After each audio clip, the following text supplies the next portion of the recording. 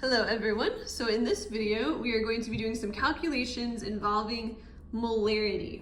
And this is our first goal in our concentration calculations to be able to find molarity. So we need to remember that molarity is the moles of solute divided by the liters of solution. So this first problem asks us, what is the concentration in moles per liter where 0.506 moles of aluminum sulfide, Al2S3, has been dissolved in enough water to make 1.2 liters of solution. So in this problem, they are giving me moles of solute, and they are giving me liters of solution. So all I need to do is take moles divided by liters. So I would just do molarity is equal to 0.506 moles divided by 1.2 liters. And if you divide that, you get 0.42 molarity. And we can either write capital M or we can write moles / liters. Again, just remember, if you write capital M, it really means moles per liter. It is a compound unit. All right, so that's a pretty simple problem. If they just give you moles and liters, there's not much work you have to do. Sometimes though, they're gonna give you different units. In this problem, it's saying, what is the concentration in moles per liter? So it's still asking us for molarity. It wants moles per liter, but it's giving us grams of copper iodide, that's the solute, and it says it's been dissolved in enough water to make 600 milliliters of solution. So instead of moles and liters like we got in this problem, we have grams and milliliters. So we need to do some conversions. Now there are two methods that I'm going to show you.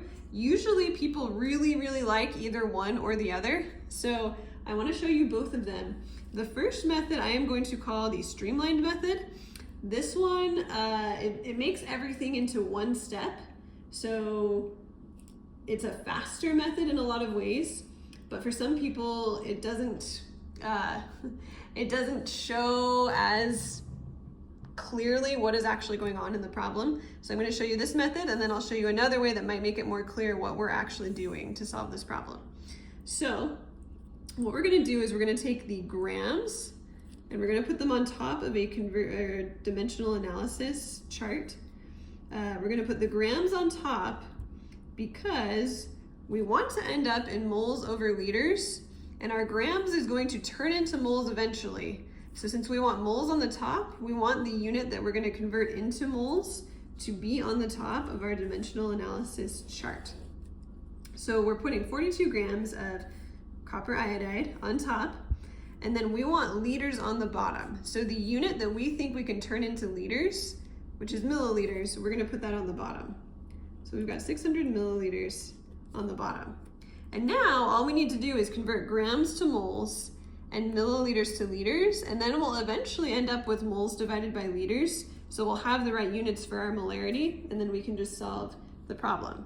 So in order to convert grams to moles, the first thing we're going to need to do is find the molar mass. Hopefully you remember that molar mass is how we get from grams to moles. So if we do the molar mass of CuI2, copper is 63.55, and then iodine, there's two iodines, and its molar mass is 126.9. So if we add that all up, we get 317.35 grams per mole. So we want to cancel out grams, and we want to end up with moles.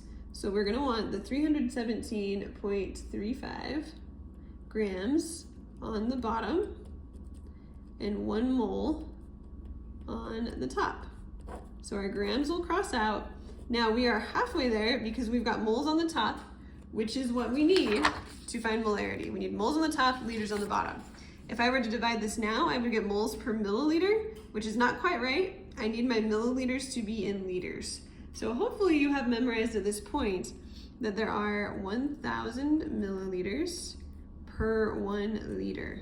So milliliters cross out, and then all we need to do is multiply everything on the top, and we'll end up with moles on the top multiply everything on the bottom, we'll end up with liters on the bottom, and then we can divide those to get molarity. So we'll end up with about 42,000 moles on top and 190,410 liters on the bottom.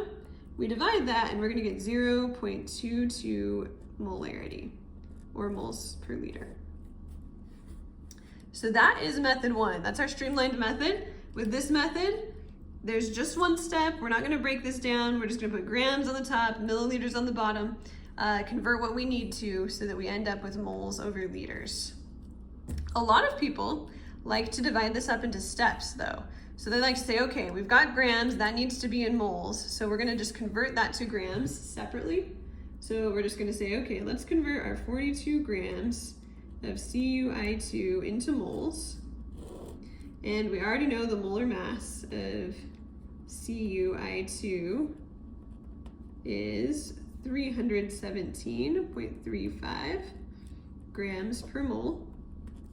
So we'll put the 317.35 grams of CuI2 per 1 mole of CuI2.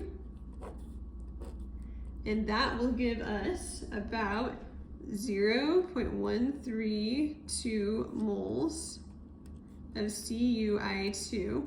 So that's step one.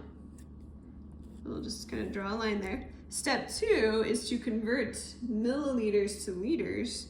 So again, we've got 600 milliliters at the top here. We know that there are 1,000 milliliters in 1 liter.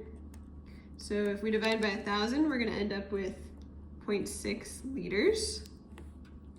And then all I need to do is take the moles that I found and the liters that I found and divide them. So we'll do 0.132 moles of CuI2 divided by 0.6 liters. And that equals 0.22 molarity, or you can write moles per liter. So for a lot of people, this makes a lot more sense. It's like, oh, we're just converting grams to moles, milliliters to liters, and then dividing them. So if you want to break it apart into those separate pieces, go ahead and do that, especially if that makes more sense to you. If you like just putting it all into one sort of dimensional analysis process and it just spits out the answer for you, that's great too. Just make sure if something is already in moles, don't try and convert it. Like if it's already in moles, you don't need to find the molar mass. And if this is already in liters, don't divide it by 1,000. If it's already in liters, don't convert it. And the same goes for up here. Look at what your units are. One of them might need to be converted and the other one might not. So just look really closely at your problems.